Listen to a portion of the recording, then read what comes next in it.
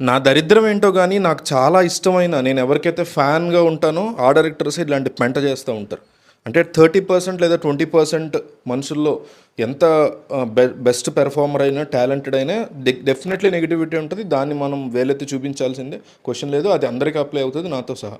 'పూరి జగన్నాథ్', 'ఈవీవి సత్యనారాయణ' వీళ్ళిద్దరు నాకు చాలా ఇష్టమైనటువంటి డైరెక్టర్స్. తెలుగు సినిమా ఇండస్ట్రీలో ఓవర్ ద డెకేడ్స్ చూసుకుంటే పూరి నాకు చాలా ఇష్టం. Very big inspiration. EVV Satyanarayana అయితే ఇంకా నాకు అసలు చాలా ప్రాణం. ఆయన సినిమాల్లో కూడా ఎన్నో రకాల దరిద్రాలు, నీచమైన డైలాగులు, డబుల్ మీనింగ్ ఇవన్నీ కూడా మా మా జనరేషన్ వరకు జనరలైజ్ చేసింది ఈవీవి సత్యనారాయణ. ఆ తర్వాత జనరేషన్కి జబర్దస్త్ అంటే ఇచ్చింది ఆ పెంట. సరే, ఈవీవి సంగతి పక్కన పెడితే పూరి జగన్నాథ్ ఈ మూవీలో డబుల్ స్మార్ట్ మూవీలో పెట్టినటువంటి ఒక సీన్ అని చెప్పడానికి లేదు. ఆలీ సీన్స్తో పాటు అనేక రకాల రేసిజం కామెడీ మనోళ్ళకి ఒక వ్యక్తి కలర్ గురించి, హైట్ గురించి, బాడీ షేమింగ్ గురించి ఇవన్నీ మాట్లాడకూడదు, అది కరెక్ట్ పద్ధతి కాదు అనే జ్ఞానమే ఉండదు. చాలా జనరలైజ్ అయిపోయి చాలా సంవత్సరాలు, చాలా డెకేడ్స్ ఈవీవి సత్యనారాయణ చేశాడు. తర్వాత చాలామంది డైరెక్టర్లు చేశారు. ఆ తర్వాత జబర్దస్త్, ఆ తర్వాత మిగతా యంగ్ తరం డైరెక్టర్లు పెర్వర్షన్ స్క్రీన్ మీద చూపించడం గొప్పని, దాన్ని కామెడీ చేసి ఇద్దరు మనుషుల మధ్య మ్యూచువల్ అండర్స్టాండింగ్ ఉన్నప్పుడు, అక్కడ ఒక సెక్షువల్ ఆస్పెక్ట్ ఉన్నప్పుడు కామెడీ చేయడానికిను, సంబంధం లేని, కన్సెంట్ లేని అంశాలని తెర మీద తీసుకొచ్చి దాన్ని కామెడీగా చూపించడం అంటే అది మూర్ఖత్వం కిందకు వస్తుంది. ఫస్ట్ ఆఫ్ ఆల్ ఆలీ అనే క్యారెక్టర్ గురించి బోకా అని పేరు పెట్టారు. అతను నోరు తెరిస్తే ఇండైరెక్ట్గా బూతులు మాట్లాడుతూ ఉంటాడు. ఒక ట్రైబల్ క్యాండిడేట్, ఒక అడవుల్లోంచి వచ్చినటువంటి వ్యక్తి కింద అతను చూపించారు. అంటే ఫస్ట్ ఆఫ్ ఆల్ ఈ క్యారెక్టర్తోనే నాకు ప్రాబ్లం ఉంది. తర్వాత మిగతా సంగతులు. ఎందుకంటే వీళ్ళేదో సెక్షువల్ అర్జిని కంట్రోల్ చేసుకోలేరు, ఈ అడవుల్లో ఉండే వాళ్ళందరూ యానిమల్స్ లాగా, కోతుల్లాగా ఉంటారు అనేటువంటి ఒక ఫీలర్ క్రియేట్ చేశాడు. అట్లా ఏముండరు. ఆది మానవులు కూడా నేనే నాగరికతతో ఉంటారు అంట్లా. వాళ్ళు చూడటానికి కోతుల్లాగా లేకపోతే గెంతుకుంటూ వెళ్ళడం ఆ టైప్ ఆఫ్ ఏమి ఉండదు. వాళ్ళకంటూ సెపరేట్ కల్చర్ ఉన్నా, అది ఎంత వరస్ట్గా ఉన్నా అది సెపరేట్గా ఉంటుంది. అంతేగాని వాళ్ళని ఏదో కోతుల్లాగా లేకపోతే వాళ్ళు సెక్షువల్ అర్జు ఆడవాళ్ళని చూడంగానే వాళ్ళు మీద పడిపోతారనే టైప్లో చూపించడం very worst first.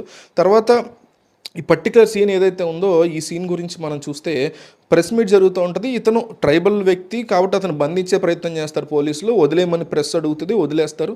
Media demand చేస్తుంది, వదిలేయమని వదిలేస్తారు. వదిలేసిన తర్వాత ఒక అమ్మాయి వంక చూసి మీకు ఏంటి, మీరు ఎందుకు వచ్చారు ఈ సమాజంలోకి అంటే, ఆ అమ్మాయి వంక చూసి, ఆ అమ్మాయి బ్రెస్ట్ వంక చూసి పుయ్యి పుయ్యి అనుకుంటూ ఆ అమ్మాయి దగ్గరికి వెళ్ళి చాలా మిస్బిహేవ్ చేస్తాడు. దాన్ని పోలీసు ఉత్తేజ్ క్యారెక్టర్ చేశాడు. అతను ఉత్తేజ్ చేశాడు క్యారెక్టర్. నవ్వుతాడు ఏంటో మరి చూసి. అంటే మీరే వదిలేయమన్నారు కదా, వదిలేస్తే ఇట్లాగే ఉంటుంది ఫ్రీడమ్ అని. అంటే ప్రెస్ కానీ లేకపోతే ఫిమేల్స్ కానీ ఎవరన్నా అట్లా ఫ్రీడమ్ గురించి మాట్లాడితే ఇది కాదు కదా అల్టిమేట్గా. అంటే మీ క్యారెక్టర్లో అన్నీ మీరే రాశారు కాబట్టి మీకు చూపించడం రాకపోవచ్చు, మీకు చేత కాకపోవచ్చు. ఫ్రీడమ్ అంటే అది దాని కిందకి ఎందుకు వస్తుంది? ఎవరికన్నా హాని చేస్తున్నా కూడా దాన్ని వదిలేయమని దాన్ని ఫ్రీడమ్ కింద ఎవరు కన్సిడర్ చేయరు కదా.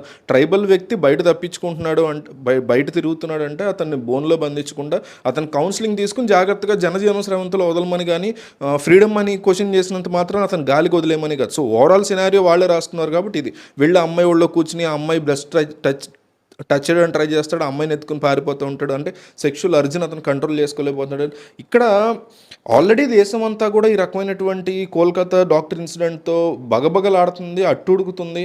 విమెన్కి సేఫ్టీ లేదు, ప్రొటెక్షన్ లేదని ఎంత గొంతు చించుకుని దేశం అంతా అరుస్తున్న టైంలో ఇలాంటి సినిమాలు తీయడం. సరే, ఎప్పుడో తీశారనుకుంటే ఎప్పుడు తీసినా తప్పే. సరే, డిలీట్ చేసేసుకునే అవకాశం ఉంది వాళ్ళకి సెన్సార్ టైంలోనే, బట్ చేయలేదు. ఇప్పుడు సెకండ్ షోల తర్వాత డిలీట్ చేసేసారని అంటున్నారు. నాకు కూడా తెలియదు దాని గురించి. ఎవరన్నా ఆల్రెడీ ఇవాళ చూస్తే కామెంట్ చేయండి. నిన్నైతే మేము మూవీకి వెళ్ళినప్పుడు Day 1 కాబట్టి అయితే ఉంది. సో డిలీట్ చేశారా, ఉంచారా అనేది కాదబ్బా, మైండ్ సెట్ దాంట్లోంచి కామెడీ పుట్టించాలి అనేటువంటి ఒక మూర్ఖపు పెర్వర్టెడ్ మైండ్ సెట్తో వస్తున్నాయి సమస్యలు. ఇద్దరు మ్యూచువల్గా సెక్షువల్ అండర్స్టాండింగ్ ఉన్నప్పుడు వాళ్ళిద్దరి మధ్య ఏదో అల్లరి చిల్లరగా ఏదో జరిగిందనో, లేకపోతే డీప్గానో, లేకపోతే ఒక డార్క్ కామెడీయో చేయటం వేరు. ఇద్దరి మధ్య మ్యూచువల్ కన్సెంట్ ఉన్నప్పుడు ఏమాత్రం సంబంధం లేని వ్యక్తి మీదకి ఒక ఆడ మగ మీదకో, మగ ఆడ మీదకో వెళ్తున్నప్పుడు దాన్ని పెద్ద మ్యాటర్ ఏం కాదు అన్నట్టు మీరు నార్మలైజ్ చేస్తూ కామెడీ చేసేస్తే, ఒక విషయం చాలా ఇంపార్టెంట్ చెప్తున్నా, మనం దేన్నైతే కామెడీ చేస్తామో రానున్న జనరేషన్స్ అది పెద్ద మ్యాటర్ ఏం కాదు అని అనుకుంటాయి. మన మైండ్లో అట్లాగే పడిపోయింది చిన్నప్పటి నుంచి. మీరు గుర్తెచ్చుకోండి, సిగరెట్, మందు, weed, rape, sexual assault, molestation, on any gender.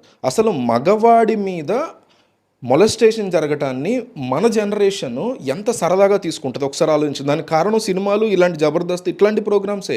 మగవాడి మీద ఒక మొలెస్టేషన్ జరిగితే అదొక కామెడీలాగా చేసేసి, ఈరోజు ఇప్పుడు నాకేదో జరిగిందని నేను చెప్పుకున్నాను, లేకపోతే నేనంటే అడల్ట్, నేను డీల్ చేసుకోగలను. ఇంకా చిన్నపిల్లడు ఎవడో 8th క్లాస్ పిల్లడు వచ్చి పేరెంట్స్తోనో ఫ్రెండ్స్తోనో చెప్పుకున్నాడు, మా ఇంటికి వచ్చి ఒక ఆంటీ నన్ను ఇలా సెక్షువల్ హెరాస్ చేసిందిరా అని.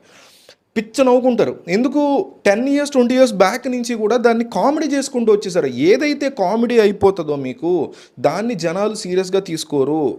ఇంకా అంటే ఎన్నో సందర్భాల్లో రేపుని కామెడీ చేసేస్తుంటే దాన్ని అడ్డుకుని దాని మీద గొడవలు చేసి ప్రొటెస్టులు చేసి అది ఆపారు. కానీ లేదంటే ఈ పాటికి సినిమా మేకర్లు, నేను పర్టికులర్ పూజ చేయను దాంట్లో ఓవరాల్గా ఈ సినిమా మేకర్లు కానీ ఈ మెంటాలిటీ ప్రతిదీ కామెడీ చేసేసుకోవచ్చు అనే మెంటాలిటీ ఉన్న వాళ్ళందరూ కూడా రేపుని కూడా కామెడీ చేసేవారు. ఇప్పుడు అది కూడా కోల్కతాలో జరిగినప్పుడు ఇంకొక చోట జరిగిన కోల్కతా తర్వాత 100 జరుగుంటాయి ఈ దేశంలో. ఈ ఏవైతే జరిగాయో ఆల్రెడీ నార్మలైజ్ అయింది. కామెడీ అవ్వకపోయినా నార్మలైజ్ అయిపోయింది. నెమ్మదిగా అది జనరలైజ్ అయిపోతుంది. నార్మలైజ్కి జనరలైజ్ తేడా ఏంటి? నార్మలైజ్ అంటే ఇదివరకు ఏదన్నా జరిగినప్పుడు దేశం అంతా కూడా క్యాండిల్ మార్చ్లు అవి చేసేవాళ్ళు, అంటే ప్రతి ఒక్కళ్ళు పార్టిసిపేట్ చేసేలా చేసేవాళ్ళు. కానీ ఇప్పుడు అది నెమ్మదిగా తగ్గిపోతూ రేప్ అనేది జరగడం చాలా కామన్ కింద మనం ఆలోచిస్తున్నాం. అది నార్మలైజ్ అయిపోవడం.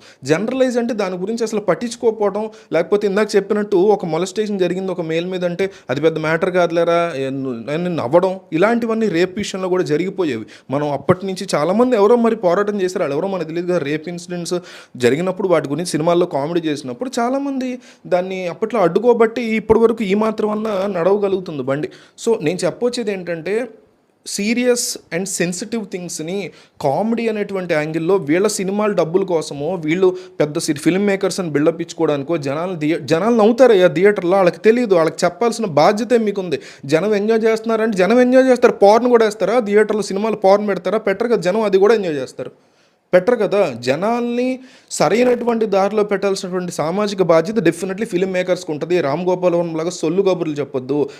ప్రతి ఒక్కడికి బాధ్యత ఉంటుంది, ఉండి తీరుతుంది బాధ్యత. ప్రభుత్వానికే ఉంది, మాకు లేదు అంటే మీరు ఓవరాల్గా సొసైటీని ఇన్ఫ్లుయెన్స్ చేసేటువంటి ఒక మీడియంలో ఉన్నారు. సో ప్రతి ఒక్కరికి ఉంటుంది, మీకు ఉంటుంది, మాకు ఉంటుంది, నార్మల్ జనాలకు కూడా ఉంటుంది. ఆ విషయాన్ని మనం వాళ్ళకి తెలియజేసి వాళ్ళని బెటర్మెంట్గా చేయాలి. కానీ వాళ్ళు ఆల్రెడీ ఒక తెలియని స్టేట్లో ఉన్న వాళ్ళ యొక్క మెంటాలిటీని ఉపయోగించుకుని దాన్ని కామెడీగా వాడుకొని దాన్ని క్యాష్ చేసుకోవడం అనేది దీన్ని పెర్వర్షన్ అనాలా, మూర్ఖత్వం అనాలా, ఒళ్ళు బలిసి చేస్తారనాలా మనకైతే తెలియదు.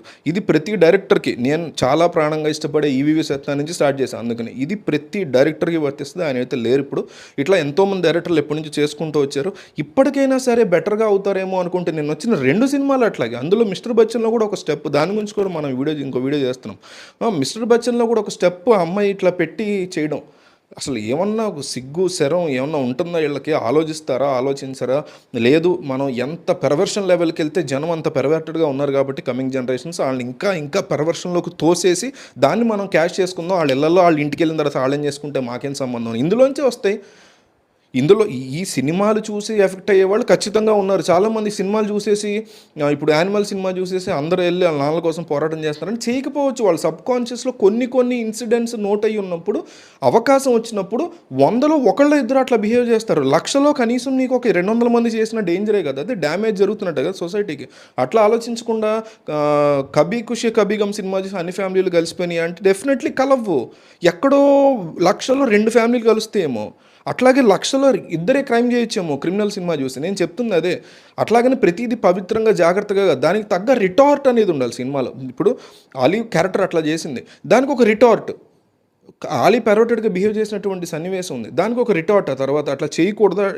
ఓ క్లాస్ పేకల్లా రాత్రి పగలు దాని గురించి 2-3 కాన్వర్జేషన్స్లోనే దాన్ని సెట్ చేయొచ్చు. నిజమైనటువంటి ఫిల్మ్ మేకర్ అయితే దాన్ని 2-3 కాన్వర్జేషన్స్లోనే మ్యాక్సిమం ఒక హాఫ్ మినిట్లోనే దాన్ని క్లియర్గా అది ఎంత తప్పు అనే దాన్ని క్లియర్గా చెప్పగలుగుతాం. కానీ ఆ తప్పు అనేది చెప్పడం అనేటువంటి లేయర్ని కంప్లీట్గా రిమూవ్ చేసేసి కేవలం పెర్వర్షన్ యాంగిల్ని దాంట్లోంచి కామెడీని తీసుకురావడం, molestation is normal, rape kind of attempt is normal, ఇట్లాంటివన్నీ చూపించేటువంటి ప్రయత్నం జరుగుతుంది తెలుగు సినిమాలో అండ్ వేరే సినిమాల్లో కూడా.